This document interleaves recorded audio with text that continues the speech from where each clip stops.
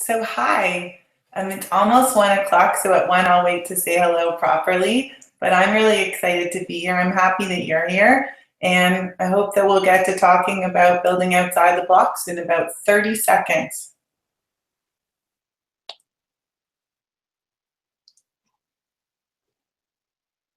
Oh, less than that. Hi, I'm Noah Daniel. Happy Sunday, everybody. I'm really excited to be here. I am so grateful for the platform to talk about making a difference in my classroom, and I've been so lucky to be sharing my projects outside my school this past year and hearing that these projects that I'm going to be talking about and my approach building outside the blocks is making a difference for students in classrooms across North America little by little and even a bit overseas. So I'm going to talk at you for a bit, give you the big picture of what building outside the blocks is about, and then hopefully we'll have a conversation.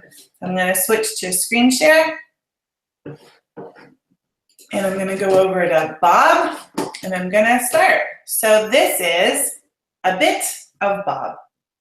The first thing that happened when this began for me was I wanted to figure out how to use the little time that I had. I was always worried about how I was going to be able to teach students in the amount of time that I was given. And then I worried about how I was going to be able to teach all the individuals in my classroom. And then I thought, well, I have all these individuals in the classroom. There must be something more I can make of this collection to really become a community. And over many years, I was creating projects that helped bring all of those factors to the forefront, meet individual learning needs, build a community in minimal class time. And I had an incredible mentor who asked me 6 years ago, what's this thing that I was doing in my classes? And I said really casually, I don't know, it's like I'm building outside the blocks. And for a month, I met with her weekly, and we unpacked what this was. And it turned out that there were common elements in all the projects that I'd been doing for like a decade. And I said to her, yeah, it's actually called building outside the blocks. And over the last year, I really defined it. So building outside the blocks is an approach that uses personalizing projects to help students build skill, autonomy, and community in minimal class time. And I'm going to introduce some of my projects because they're great projects. I really love them. They engage the students. But I'll explain to you that really any project can become a Bob. So what's in a name? The win, where students introduce themselves, the etymology of their name, they find out from their parents why they were named that, and they have the critical task of determining whether or not their name actually reflects who they are. History Beats is where you take a song, look up the historical context, research in terms of is the history in line with the song, to what degree do the lyrics and music work together to send a message, and of course, is it something that you have more questions about that you want to pursue or meaning that you want to derive from it. T-Talk is my version of Genius Hour, where I took sustainability and I used the opportunity to have the students pitch an idea and then blog about it, create an action plan, and then eventually present a 5-minute TED Talk. Precious Cargo I actually saw as a homework assignment where students had to choose one thing that they would take with them if they were emigrating to another country. And when I saw it as a homework assignment, I was thinking, well, maybe that would be better as a Bob, because when it's presented to the whole class, really makes a difference. And last year and this year, I can't even tell you the kind of community that we created about it. But if I had more time, I would tell you.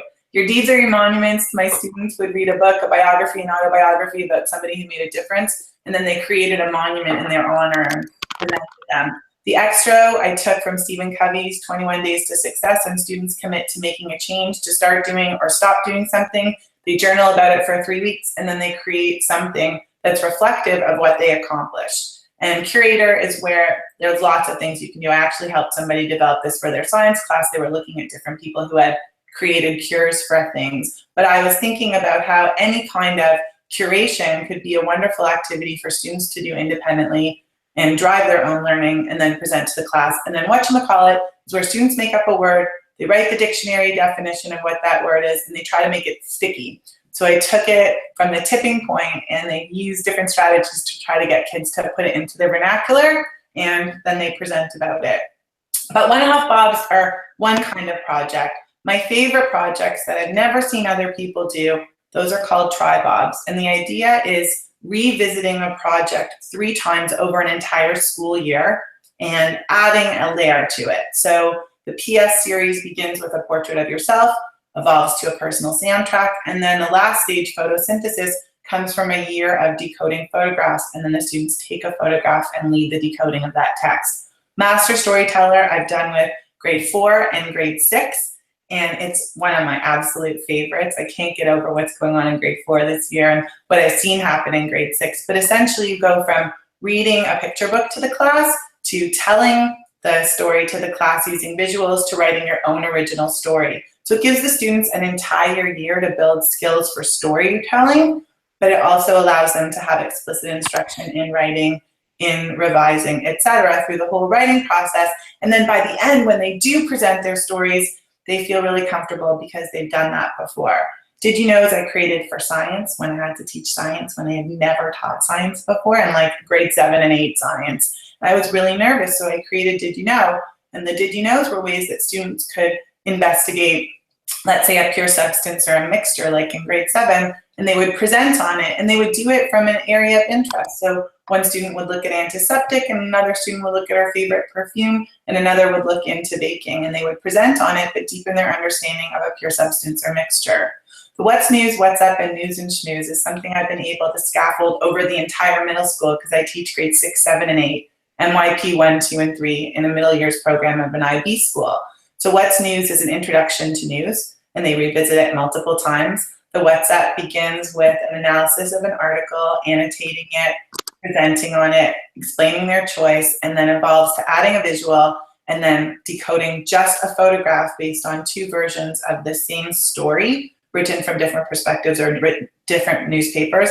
And then News and Schmooze are where the students are in groups but are individually accountable because they're looking up a subject that they agree on. They're having a conversation about it in front of the class and in front of video, and then they feed back to themselves what their next steps are in terms of preparing to talk about a new current event and engage in the conversation itself and collaborate. So that goes through 3 stages.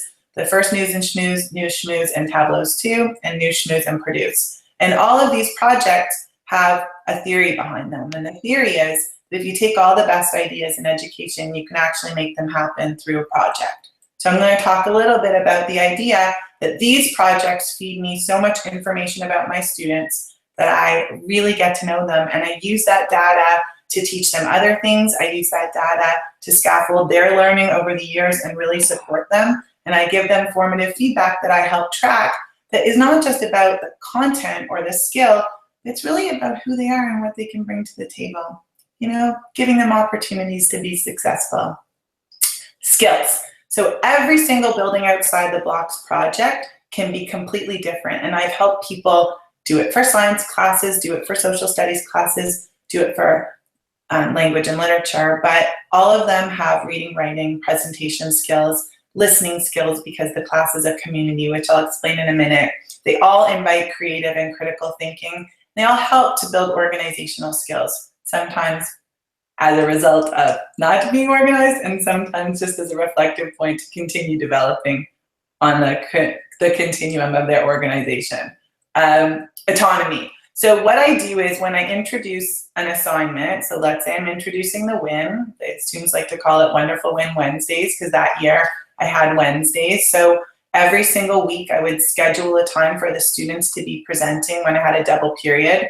And my rule is no more than 3 presenters in a day, as long as it would take for a commercial break, essentially, because students can't always engage really, really well for more than 3 presenters. So if you take about 5 minutes for each presentation, it's very little amount of class time because most of the work's being done at home. But the student says, okay, I really don't want to go first, but I don't want to go last. I need to see a few examples of the project. So they decide that, okay, Mrs. Daniel, I'd like to choose November 14th. But some other student might say, oh no, I can't, I don't know what to do. I have a dance competition November 21st. I have a lot of rehearsals, so I'm actually gonna do December 5th. So they start to own their calendar and they own their choices. So if a student says, I'm gonna do it last, and they realize that did not work for me, all I did was procrastinate, I didn't help myself by watching all the other ones, then they say to themselves through their reflection, next time I'm gonna go earlier. So there's a lot of opportunity when students choose the when of what they're gonna present and also the how, what the content of what they're gonna present is gonna be, and all these projects lend themselves to those same things. The next aspect is community. And this is why they have to be presentations, although I've accommodated students, which I'll speak about in a minute, to help them get there. The idea is we're not just an audience, we're not just a group of students. I sit there along with the rest of the community, and the students ask questions, comments, critiques. They model and articulate the success criteria. So a student will say, "That was an excellent presentation. I had no idea that you were interested in this subject." Or they would say, "The next time you present, please watch your body language. It was hard to watch you swaying." And so they're simultaneously giving formative feedback, and they're figuring out the success criteria for themselves, setting themselves up for a great presentation when they go. And the community itself feels empowered, A, because they have to engage, but also because they get to have a say in how other people are doing. And it's extremely respectful, and it creates culture. So, "Hey, Mrs. Daniel, who's up for Wonderful Win Wednesdays?" Or "Who's got Music Mondays for History Beats?" Or "Oh, what's up, Mrs. Daniel?" Because it's Wednesday and it's What's Up Day. So there's a bit of cachet involved in it, a little bit of class vernacular, but it makes it fun. They're excited, and I'm excited. The last aspect of this that really helped me out was time. So class time is used really to introduce the assignment, to model exemplars, and then to have the students present, which is pretty minimal in the scheme of things. And depending on the assignment, there's some start time. But really the remainder of it is homework. And I put homework in quotation marks because this is better than homework, I think, because students are self-directing, they're planning, creating, rehearsing, revising.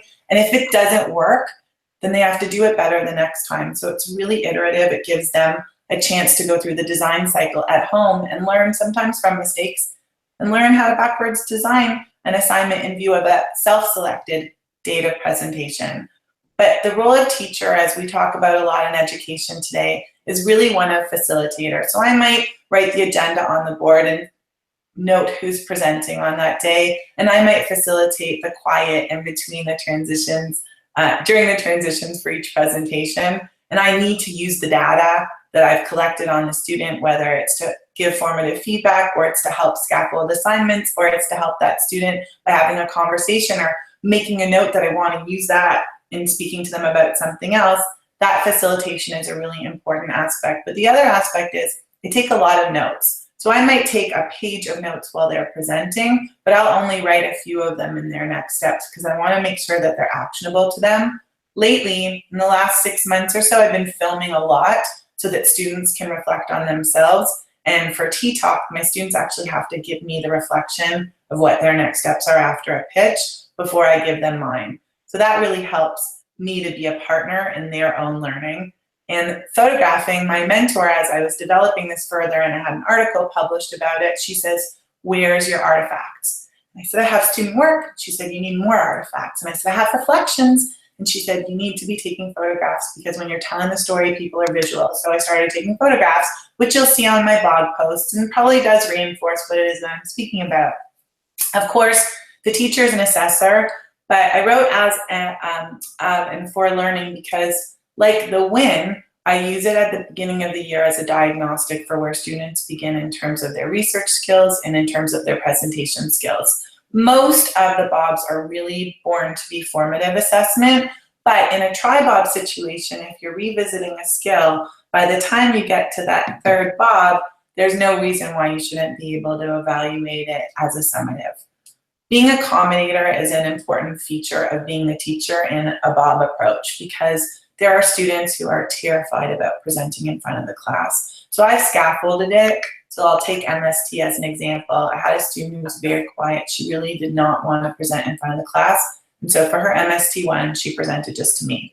For her MST2, I took away the nonverbal aspects from the rubric, and she presented using a video. I've never heard her be so loud and boisterous because when they're themselves, they're themselves. And so she showed the video. And so when the MST3 came, I said to her, "Okay, what kind of accommodations do you need?" And she said, "Mrs. Daniel, I'm ready to go." And she presented in the same voice she has at recess, not the one she usually has in class. So there's lots of ways you can build ramps for these assignments so every single student can be and see themselves in them.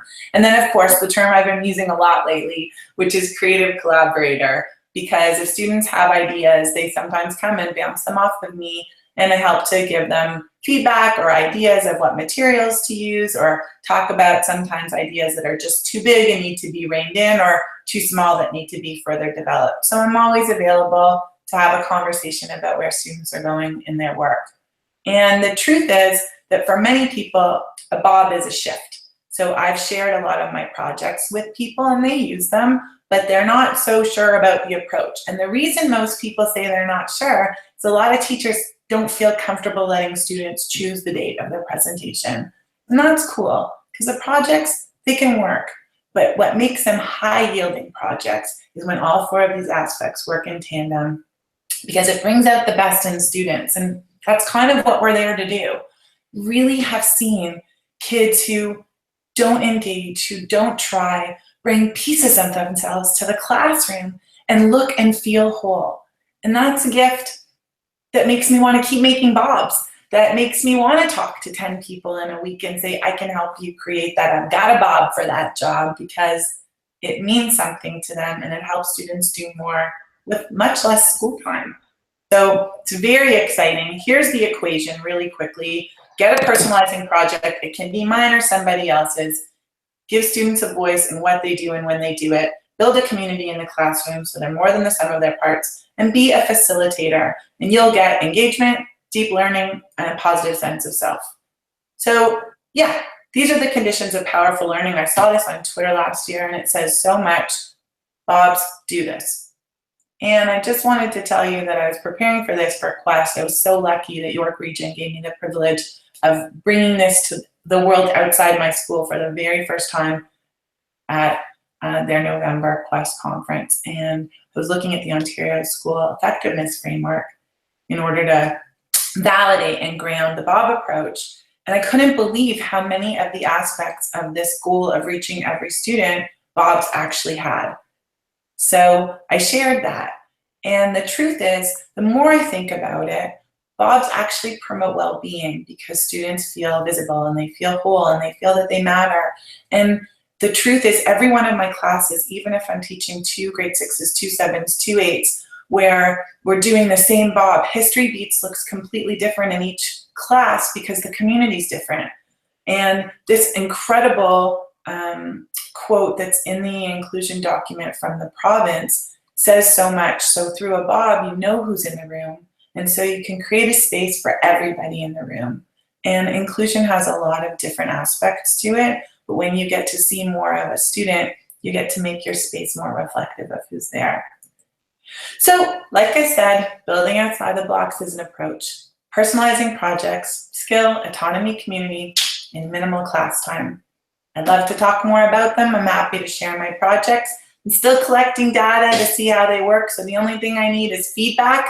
Tell me what works. I was speaking to Carol Salva. She's amazing. She used the WIN in her classroom for ELL students, and it never occurred to me that my projects could work for new language learners, but they can. You can do it in your own native language, and then people know you when you feel whole, and then you can learn how to say it in English or whatever language you're learning. And then I had another person who taught me that a lot of my projects work really well in adult learning scenarios. So I don't know, the possibilities are endless. I'm really excited to share. I'm really excited to get messy and hear how it works for people, to help them tweak it, because I would never expect somebody to use a project exactly how I created it. So I always share it in a way that's malleable. And I want to hear more about how it works for you.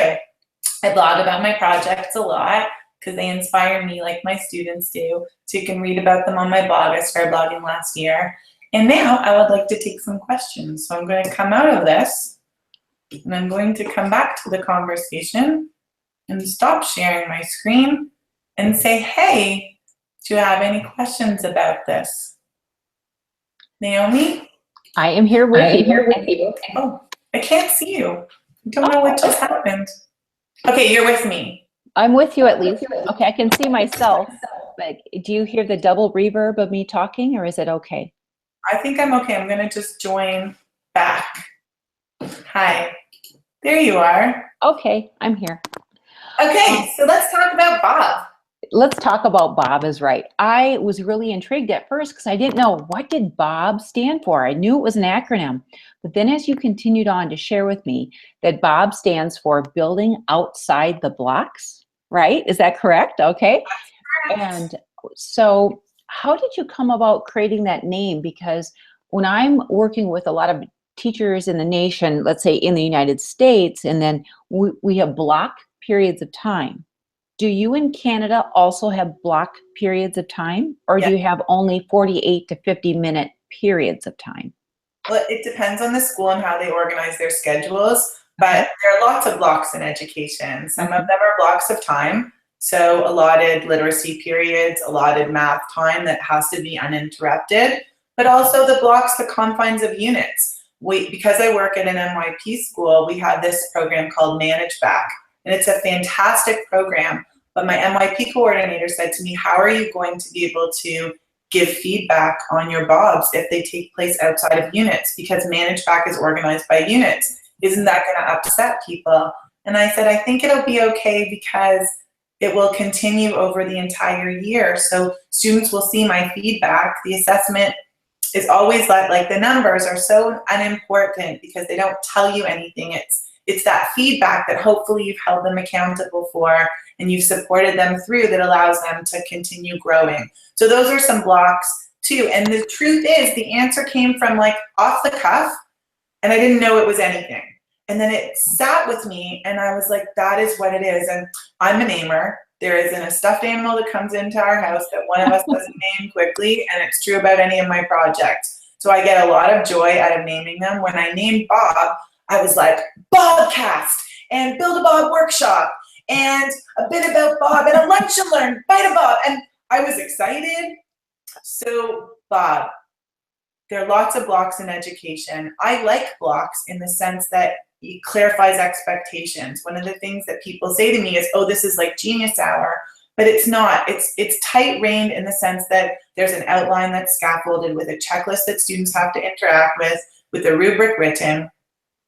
But once they have those blocks, those parameters, there's a lot of freedom and a lot of places that invite pieces of them into the experience. So that's where Bob's become a really appropriate title for what this is. Yeah, I agree with you. And I liked it of the framework of how you have showcased this and outlined it. But kids do need a structure, meaning that they feel like it's not that they're locked down to everything, but even a simplified structure because they like that guidance or that path, and it provides them a roadmap, just like we as educators.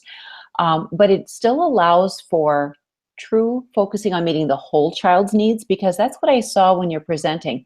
There's a strand of empathy, the humanistic character approach that you're building into these projects. And that really resonated with me because that is what empowers the children. They feel like they can do more. So my question now, to turn back to you, you say that you allow for the kids to go home and they're continuing to build on these projects. What is your success rate of kids being successful to do their work at home? We're finding right now in the United States that a lot of kids are turning or assigned homework. We'll call it homework. Right. They go home. Some kids are very diligent and follow through and do a great job. Others are like, this is the biggest waste of time. I'm not going to do it, or I get stuck at problem 3. I don't know, so I give up. How is your Bob solution empowering kids that they don't see it as homework, but feel like it's very personalized and meeting their needs? So there's a two-part answer to that. The first part is I have about an 80 to 90% success rate in terms of students' accountability and using their time well. But there are proactive aspects and responsive aspects to the assignment. So if students aren't showing up, that's good information too. And then I can say to them, okay, here's the assignment. Let's create some mini deadlines for you because clearly you need them. And then I can do that to set them up for success the next time, because lucky for me, I get to have a next time. So I might have 3 one-off Bobs in a year and a tri-Bob in one class. So there's lots of opportunities for them to be self-directed, to make mistakes and learn from them. But the other aspect of that is why the community feature is so essential. They're not just presenting it for me. Their colleagues, I like to call them, their peers are like, dude, it's your day. Are you psyched about it? Like, that's how they speak about my projects. They're like, when's the next one, Mrs. Daniel? Is it time for part 3 yet? So they feed into this culture. So the kids feel like the pressure is coming from everywhere. And they're like, yeah, I'm getting it done. And some of them get it done last minute and then they learn from that mistake. And some of them over plan and they say, Mrs. Daniel, I've been done for a week. Can I please go early? Because they're so deeply engaged. I had during this thing called Open Doors that the IB was doing, my MIP coordinator, my previous one, had said, oh, I really want you to make a video of the PS series. I was in the part 2 where students were presenting their personal soundtracks. And my friend Adam was filming in the room next door. I had no idea what the students were saying. But I have the video on my website because I couldn't have imagined that they would say these things about the projects. And I really ask only for reflections because I grow from their reflections. I evolve the assignment because of their reflections. And this one student said, I'm not afraid to spend hours on this assignment because the assignment's about me. And that's truly the most beautiful part that had never really occurred to me, is they want to showcase themselves, what they love, and they're driven. I was trying to talk to a colleague about the MST. I'm also teaching grade 4 this year. It's been a very busy year. And just language and, it's language arts and social studies only, but it's a third of my day. And I was doing master storyteller. And in the second stage, I have students that are making YouTube videos. Now, I had never anticipated them doing that, and their parents had to kind of be on board. But we're talking like 12, 13 hours for a 5-minute presentation that they've just decided. And they have dance class and they have gymnastics, and somehow they find a way because they're engaged. And that's the thing. When students care about something, they find a way. And that's where technology comes in. I am not tech savvy and I'm not great at adopting new things, but I'm great at learning from my students. So when I had Master Storyteller 2 years ago with grade 6, I was learning about Minecraft through them because they decided to do their MST 2 or 3 through Minecraft. And I learned about all sorts of things, which I do pretty much every day from my students because they're amazing. But what they feed back to you creates the dynamic for like this constant growth for everybody in the room. Right. It's contagious, isn't it? The learning is contagious. Well, I can't thank you enough for sharing your excitement, your energy. I can't thank you enough for the dialogue. I'm so grateful. This is awesome. This is awesome. Are you going to ISTE this year by chance? Will you get an opportunity? No, I'm really at the very beginning of sharing this. So I'm just looking for opportunities to share it more and improve my skill set. I've been lucky to present to a few schools virtually, so I learned how to do that this year. But I'm much more of an interpersonal presenter, and when I do it, I like to have the teachers in the room engage in some of the activities so that they really feel how it connects to students. So I'm looking forward to trying a whole bunch of those. Maybe I'll get to see you again, but I would love to speak to you more about what you do, because I just want to add one thing to entice you to try something this week or have your students run with it. It's a tool that's free. It's a web app, or it can be used on an iPad, a Chromebook, a full functioning Windows or Mac machine, but it's called Let's Recap. This, when you talked about at the end, letsrecap.com, when you talked about at the end that the kids were video recorded to share their reflections on their learning processes, and then you got to hear about their passion of how they really own the learning and how excited. Let's Recap can help you do that very seamlessly. You can actually put in a question, or you can record your verbal question to the kids, and they instantaneously can go into the link with a student code, and they can give you immediate video reflection, and then your students are all archived in one soundbar. I want that. Thank you so much. That's perfect, because some of this is onerous, and I would love to find a faster way to engage them, because all that data helps all of us. It's funny. My WhatsApp, I was just reflecting on with the grade 7s this week because they finished the cycle and we're going into WhatsApp number 3. And they said, Mrs. Daniel, we really feel that it would be a much more authentic task if the first time we could have a visual, and then the second time we have to create the visual, and then we find the photograph and have all of the biases considered in the perspectives. And I was like, that's amazing. And I had to tell the other class about it because I thought it was a good reflection, and they built on that. If I had video footage, it would come student voice to student voice. And, you know, amplifying student voice is part of this equation as well. Yeah. So that's fantastic. That's Well, going to be great too. let's be in touch. I'm going to start following you. This is great. We'll follow each other and we'll learn from each other. But that will give you your support of your digital artifacts that your mentor also mentioned. And it's amazing how quick that you can take what is archived in that Let's Recap. It's just brilliant. And that's what I talk about with our Generation Z students. These are our kids that are right now in our elementary, middle schools, and high schools. They want these snackable content bites. They want to be part of the conversation. They want to own it, but they want to share through their voice and choice of activities.